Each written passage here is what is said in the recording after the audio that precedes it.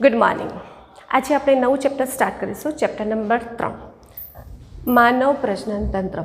एटले कि आ चेप्टरनी अंदर नव प्रजनन तंत्र अने मादा प्रजनन तंत्रनो अभ्यास करवानो छे।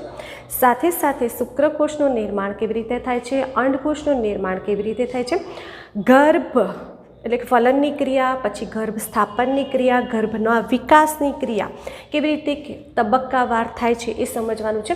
अने प्रसृतिनी क्रिया दरमियान बाळकनो जन्म केवी रीते थाय छे ए संपूर्ण माहिती आ चेप्टरनी अंदर मेळववानी रहेशे।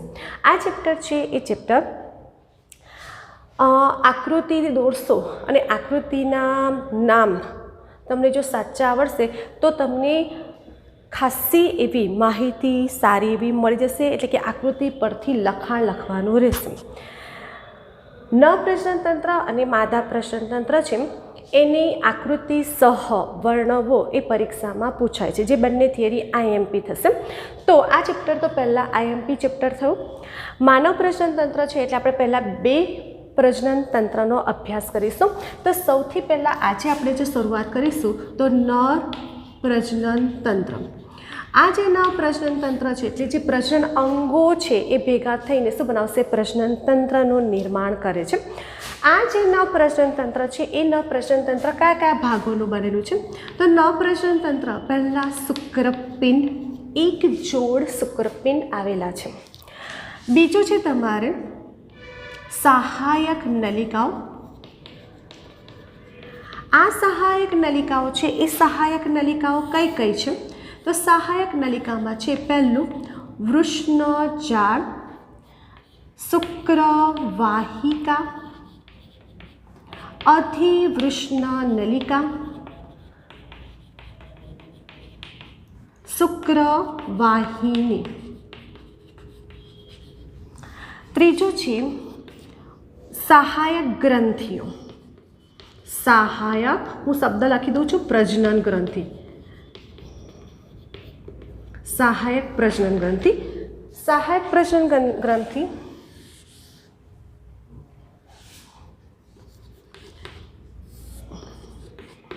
सहायक प्रजनन ग्रंथि। ओके, कई के प्रजनन ग्रंथिनो समावेश थाय छे? तो शुक्राशय, प्रोस्टेट ग्रंथि, बल्बो यूरेथ्रल ग्रंथि, बल्बो यूरेथ्रल ग्रंथि। चौथा नंबर में बाह्य जनेन इंद्रियो, बाह्य जनेन इंद्रियो एटले के शिश्ननो समावेश थाय छे। ओके, तो तमे जो कि चेप्टरनी अंदर ज्यारे नव प्रजनन तंत्र छे, फर्स्ट जी थियरी छे नव प्रजनन तंत्र आईएमपी थियरी। पहला तो तंत्र केवी रीते बनशे? तो शुक्रपिंड, सहायक नलिका, सहायक प्रजनन ग्रंथि, मैं शब्द लख्यो छे समजावुं छुं, बाह्य जनन इंद्रियोथी बने छे। शुक्रपिंड छे एटले चेप्टरनी अंदर आपणे शुक्रपिंड छे, शुक्रपिंडनी संख्या, रंग, आकार, आंतरिक रचना एनो अभ्यास करवानो छे। सहायक नलिका एटले आ जे शुक्रपिंड छे ने ए शुक्रपिंडनी अंदर आखी रचना भणशो ने तो एनी अंदर शुक्रकोषोनुं निर्माण थाय छे। एटले आ शुक्रकोषो शुक्रपिंडमांथी शुक्रकोषो निर्माण पाम्या अने ए शुक्रकोषोनुं वहन थाय छे अने एना माटे सहायक नलिका जोई तो वृषणजाळ। वृषणजाळ जो આપણે ધ્યાનમાં રાખીએ, ક્રમમાં રાખીએ ને તો પહેલાં વૃષણજાળ એટલે જે શુક્રકોષો તૈયાર થયા છે ને એ શુક્રકોષો વૃષણજાળમાં જશે। વૃષણજાળમાંથી ક્યાં જશે? શુક્રવાહિકામાં જશે। શુક્રવાહિકામાંથી ક્યાં જશે? અધિવૃષણ નલિકામાં જશે અને અધિવૃષણ નલિકામાંથી ક્યાં જશે? શુક્રવાહિનીમાં જશે। એટલે જો આ ક્રમમાં યાદ રાખશો ને તો તમને લખાણ પણ સરળ રહેશે। એટલે શુક્રપિંડ શું તૈયાર કરશે? શુક્રકોષ। હવે કેવી રીતે તૈયાર કરશે? એટલે આપણે એની આખી મેથડ ભણવાની થશે। શુક્રકોષો તૈયાર થઈ ગયા, તૈયાર થઈ ગયા એટલે શુક્રપિંડમાંથી શુક્રકોષો ક્યાં જશે? વૃષણજાળમાં। વૃષણજાળ શુક્રકોષો તૈયાર થશે અને વૃષણજાળમાં જશે। વૃષણજાળમાંથી ક્યાં જશે? શુક્રવાહિકા।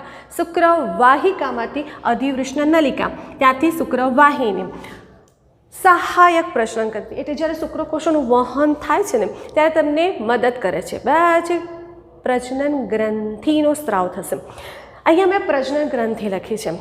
બીજી એક તમને ગ્રંથિ ભણી ગયા છે, ખબર છે? પાચક ગ્રંથિ. તો છે ને એક્ઝામમાં કન્ફ્યુઝન માટે પૂછાય છે.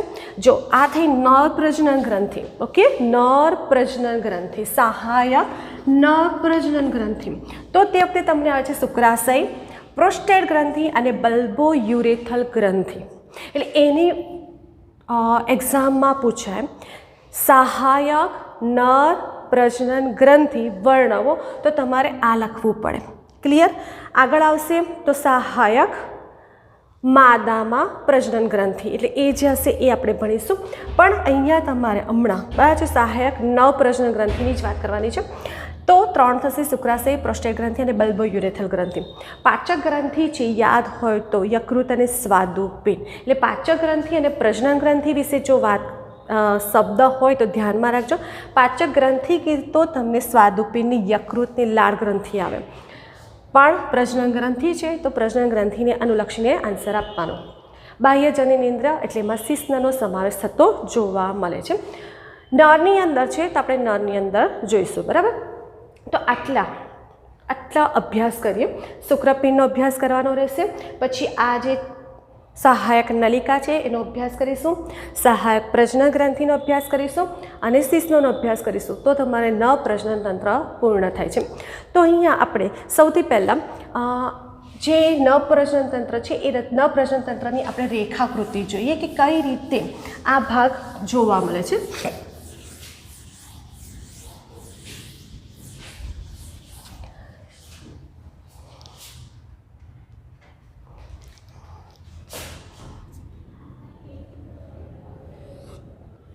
શુક્રપિંડ, આ શુક્રપિંડ દોર્યા. બરાબર? શુક્રપિંડની અંદર આપણને જે રચના જોવાની છે જોઈશું. જે વૃષ્ણજાળ છે, શુક્રવાહિકા, અને અહીંયા આપણને અધિવૃષ્ણ નલિકા. બરાબર છે? આ છે અધિવૃષ્ણ નલિકા. ક્લિયર? આ અધિવૃષ્ણ નલિકા છે એ અધિવૃષ્ણ નલિકા શું બનાવશે? તો શુક્રવાહિની બનાવશે. તો અહીંયા આપણે શુક્રવાહિની લઈ લઈએ.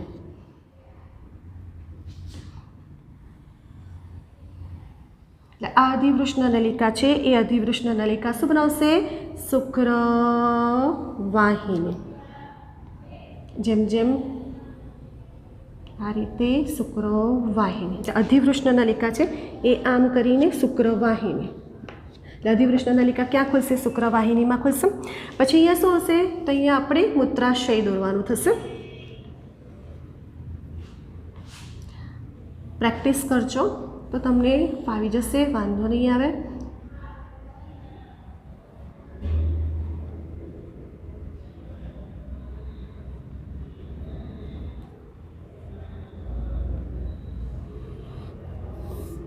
થોડુંક બરાબર છે અહીંયા ગોઠવાઈ જશે.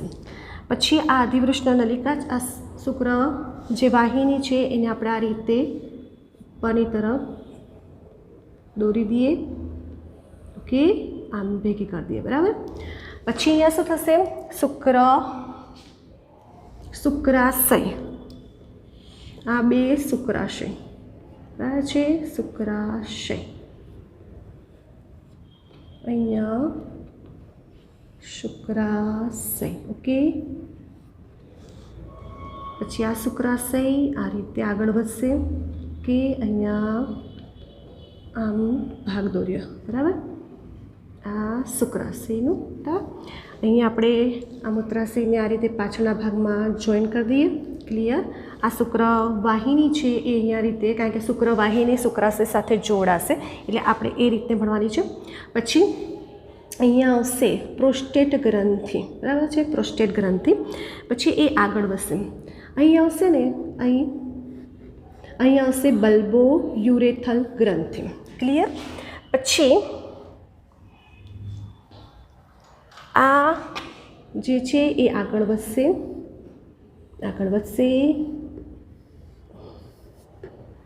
મૂત્ર માર્ગ કહીએ, શિશ્નનો માર્ગ કહીએ, આટલે સુધી લઈ જઈએ.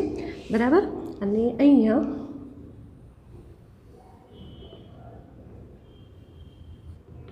આ રીતે શિશ્ન છે એની ફરતે ત્વચા આવેલી હોય છે.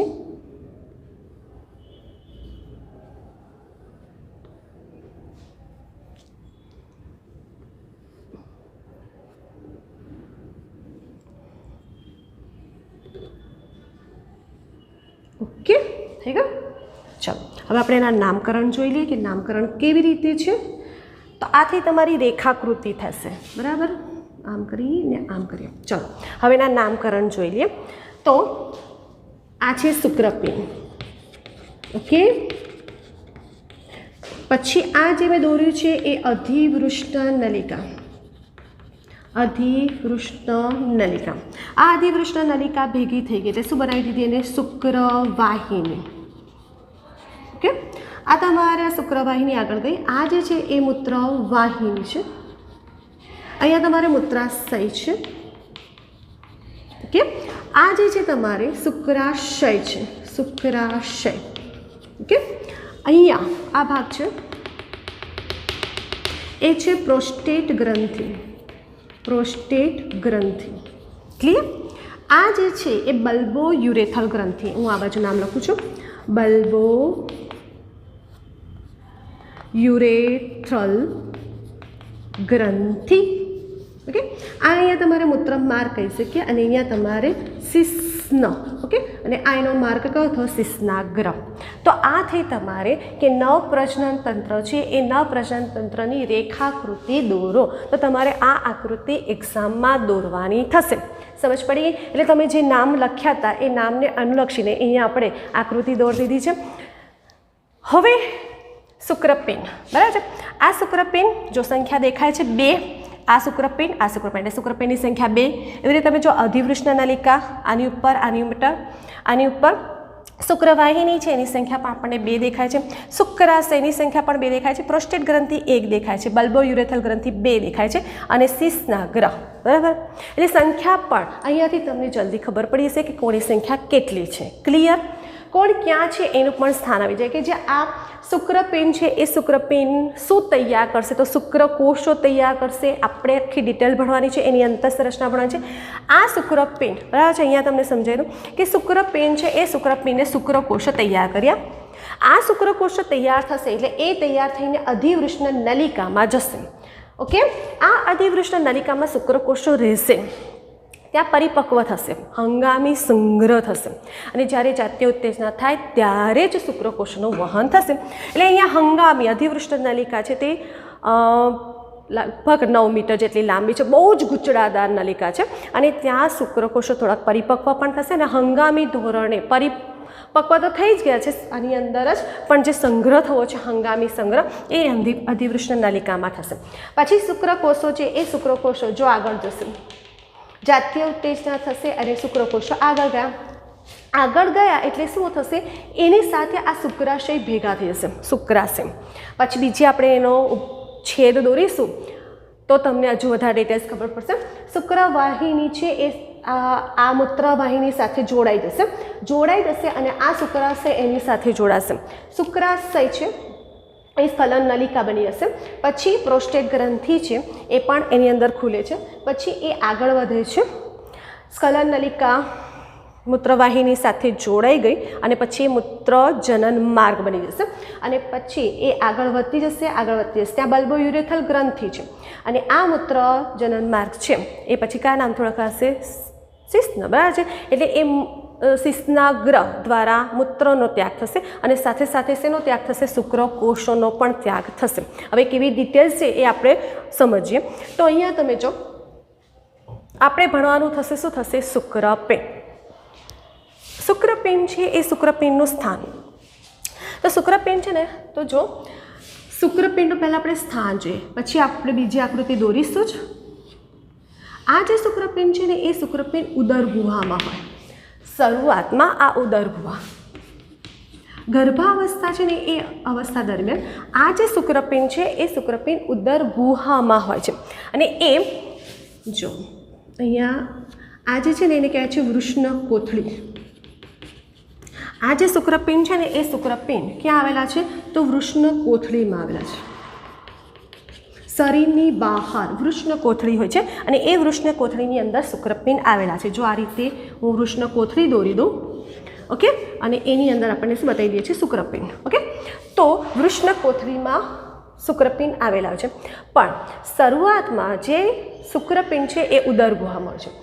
ઉદર ગુહામાંથી શુક્રપિંડ વૃષ્ણ કોથળીમાં ઉતરી આવે છે. ઉદર ગુહામાંથી શુક્રપિંડ વૃષ્ણ કોથળીમાં ઉતરી આવે છે. કેમ? તો શું થશે કે જ્યારે જો ઉદર ગુહામાં જ શુક્રપિંડ હોય ને તો ટેમ્પરેચર થોડુંક ઊંચું હોય, એટલે શું થશે તે દરમિયાન શુક્રકોષોનું નિર્માણ નથી થતું. એટલે અહીંયા જો ઉદર ગુહામાં જ શુક્રપિંડ હોય ને તો શુક્રકોષો પરિપક્વ નથી થતા. ક્લિયર? એટલા માટે ટેમ્પરેચર નીચું કરવું છે, તાપમાનને નીચું કરવું છે, અને એ નીચા તાપમાનમાં જ એ શુક્રકોષો પરિપક્વ થાય, શુક્રકોષોનું નિર્માણ થાય. એટલા માટે આ શુક્રપિંડ ઉદર ગુહામાંથી વૃષ્ણ કોથળીમાં ઉતરી આવે છે. અહીંયા આવે છે. અને જ્યારે છે ને એ ઉતરી આવે છે ને તો સાથે સાથે રુધિર વાહિનીઓ, ચેતાઓને બધું લઈને આવે છે. ત્યારે એ જે રજ્જુ છે શુક્રપિંડ રજ્જુ ઉદર ગુહામાંથી વૃષ્ણ કોથળીમાં ઉતરી આવે છે ત્યારે સાથે સાથે શું ચેતાઓને રુધિર વાહિનીઓ લઈને આવે છે. તે એ જે રચના છે તેને શું કહે છે? શુક્રપિંડ રજ્જુ તરીકે ઓળખવામાં આવે છે.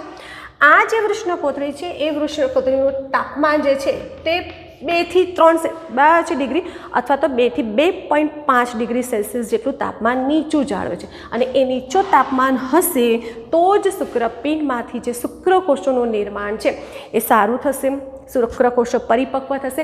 એટલે શોર્ટમાં એટલું કહેવું છે કે શુક્રકોષોના નિર્માણ માટે તાપમાન નીચું હોવું જરૂરી છે. એટલા માટે ઉદર ગુહામાંથી શુક્રપિંડ વૃષ્ણ કોથળીમાં ઉતરી આવે છે. ક્લિયર?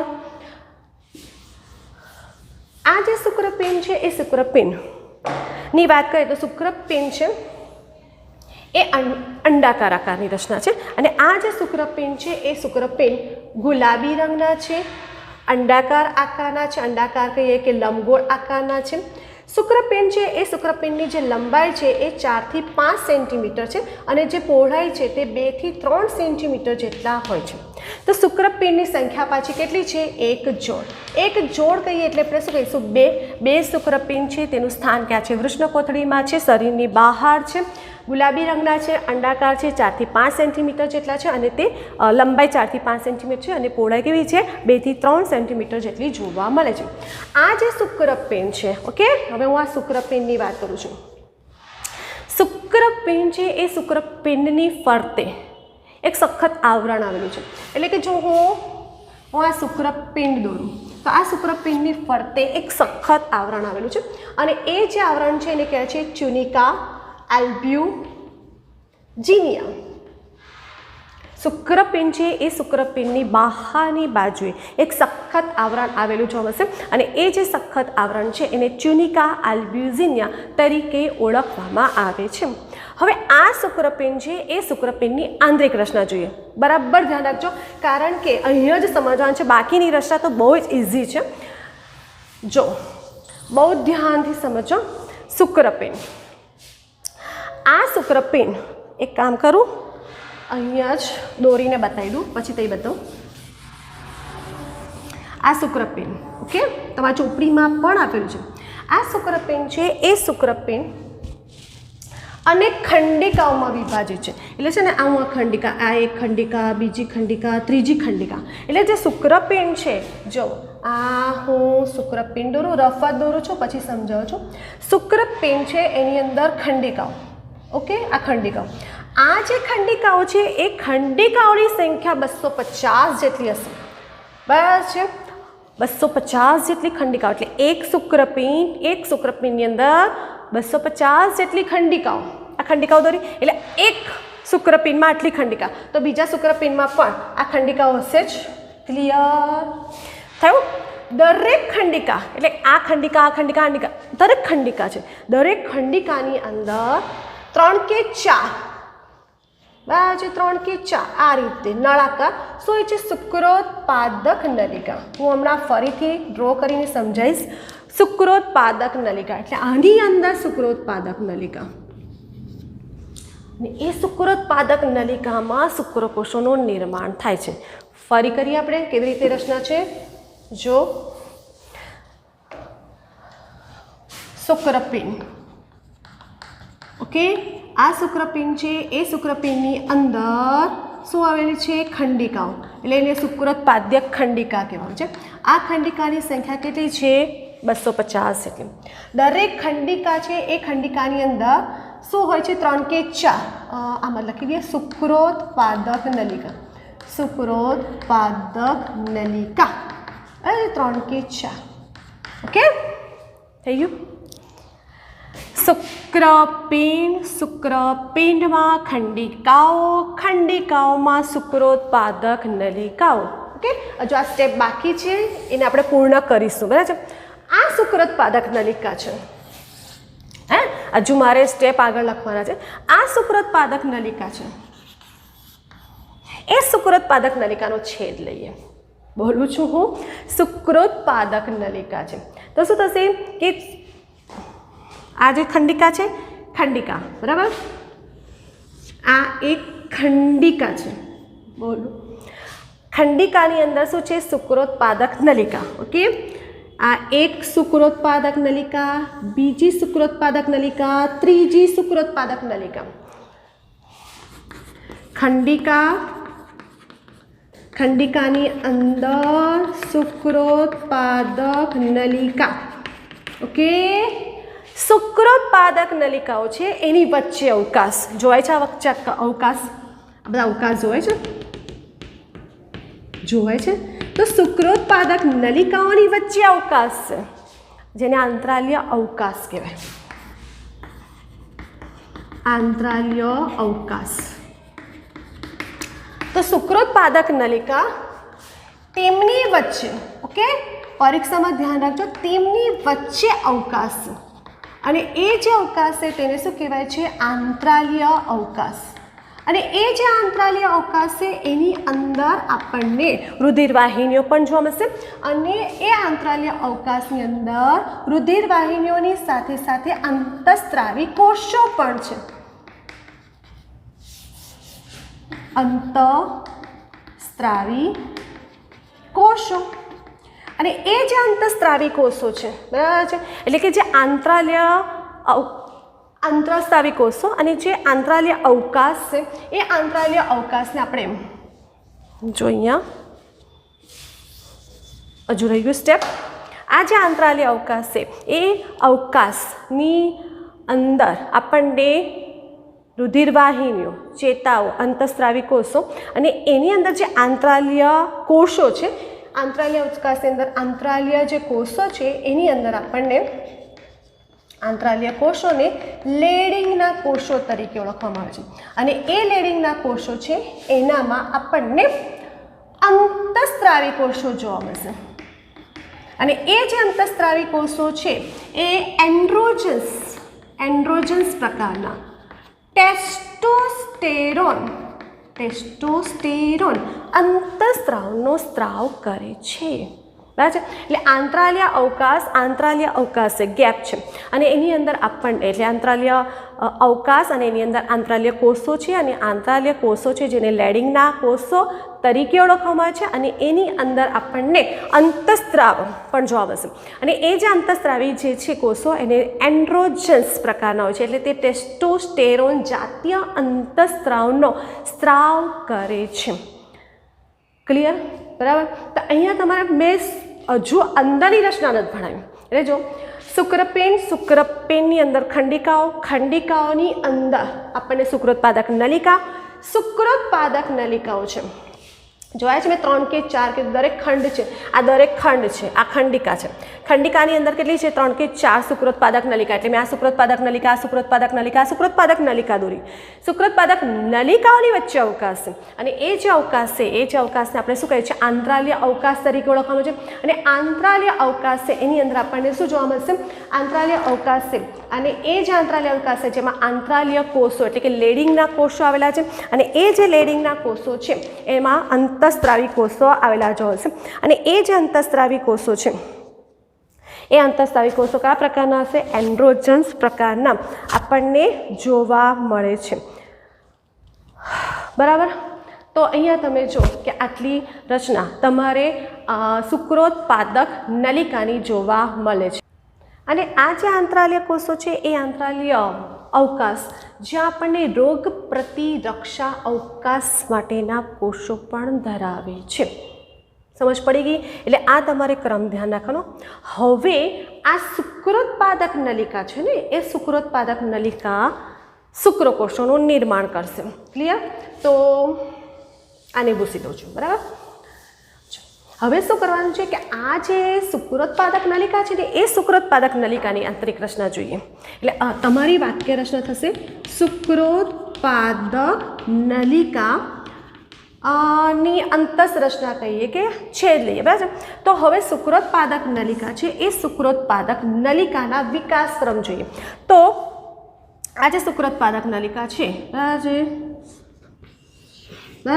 આ શુક્રોત્પાદક નલિકા છે એના વિકાસના ક્રમમાં આગળ વધે છે. તો જે આગળ વધે છે એનામાં આપણને શું થશે, તો જો હું અહીંયા જનન અધિચ્છદના કોષો દોરું છું. ઓકે. આ શુક્રોત્પાદક નલિકા છે એમાં બે પ્રકારના કોષો જોવા મળશે. અને એ જે બે પ્રકારના કોષો છે, એક છે જનનકોષ અને એક છે સર્ટોલી કોષ. ધ્યાન રાખજો, શુક્રોત્પાદક નલિકા છે એ શુક્રોત્પાદક નલિકામાં બે પ્રકારના કોષોનું નિર્માણ થાય છે. એક જનનકોષનું નિર્માણ થશે અને એક સર્ટોલી કોષનું નિર્માણ થતું જોવા મળે છે. આ જે જનનકોષ છે એ જનનકોષ અર્ધીકરણની પ્રક્રિયા કરશે. જનનકોષો છે એ જનનકોષોમાં અર્ધીકરણની પ્રક્રિયા થશે. અને અર્ધીકરણની પ્રક્રિયા એટલે કે આખી એક પ્રક્રિયા ભણવાની આવશે. એટલે આગળ તે વખતે હું સમજાવું તે વખતે તમારે ધ્યાનમાં રાખવાનું કે કઈ જગ્યાએ આ વાક્ય હતું. તો જનનકોષ છે એ જનનકોષ અર્ધીકરણની પ્રક્રિયામાંથી પસાર થાય છે. તો તે દરમિયાન આદિ શુક્રકોષો, પછી પ્રાથમિક પૂર્વ શુક્રકોષ, પછી દ્વિતીય પૂર્વ શુક્રકોષ, પ્રશુક્રકોષ અને પરિપક્વ શુક્રકોષનું નિર્માણ થાય છે. એટલે કે જનનકોષો છે એ જનનકોષો અર્ધીકરણની અવસ્થાઓમાંથી પસાર થાય એટલે આદિ શુક્રકોષ, પ્રાથમિક પૂર્વ શુક્રકોષ, દ્વિતીય પૂર્વ શુક્રકોષ, પ્રશુક્રકોષ અને પછી પરિપક્વ શુક્રકોષમાં નિર્માણ પામશે. તે સિવાય અહીંયા આપણને કયા કોષો હશે? સર્ટોલી કોષો. બરાબર છે. આ છે સર્ટોલી કોષો. આ સર્ટોલી કોષો છે એ સર્ટોલી કોષ, આ છે સર્ટોલી કોષ. અને આ જે સર્ટોલી કોષ શું કરે છે, તો જે વિકાસ પામે છે એટલે કે આ જે અર્ધીકરણની પ્રોસેસ થાય છે, આદિ શુક્રકોષ, પ્રાથમિક પૂર્વ શુક્રકોષ, દ્વિતીય પૂર્વ શુક્રકોષ, પ્રશુક્રકોષ, તો જે એના વિકાસ કરવા માટે જે પોષણની જરૂર છે ને એ કોણ પૂરું પાડે છે? સર્ટોલી કોષ. તો આમ શુક્રોત્પાદક નલિકા છે એની અંતઃરચના જોઈશું ત્યારે આપણને જનન કોષો અને સર્ટોલી કોષો જોવા મળશે. અને જનન કોષો, જનન અધિચ્છદના કોષો વિકાસની પ્રક્રિયા એટલે અર્ધીકરણની પ્રક્રિયામાંથી પસાર થાય છે. અને જનન અધિચ્છદના કોષો, આ જનન અધિચ્છદના કોષો છે, જનન અધિચ્છદના કોષો છે વિકાસની વિવિધ અવસ્થાઓમાંથી પસાર થતા જશે. આદિ શુક્રકોષ, પ્રાથમિક પૂર્વ શુક્રકોષ, દ્વિતીય પૂર્વ શુક્રકોષ, પ્રશુક્રકોષ અને પરિપક્વ શુક્રકોષ. એટલે શુક્રોત્પાદક નલિકા શેનું નિર્માણ કરશે? શુક્રકોષોનું. ધ્યાનમાં રાખજો, શુક્રોત્પાદક નલિકાએ શેનું નિર્માણ કર્યું? શુક્રકોષોનું નિર્માણ કરે છે. અને એ શુક્રકોષનું નિર્માણ થાય છે અર્ધીકરણની પ્રક્રિયામાંથી પસાર થાય ત્યારે જે પોષણ છે એ પોષણ કોણ પૂરું પાડે છે? સર્ટોલી કોષો પૂર્ણ પાડે છે. તો આ રીતે અહીંયા શું થશે? શુક્રોત્પાદક નલિકા છે તે શું કરશે? શુક્રકોષોનું નિર્માણ કરે છે.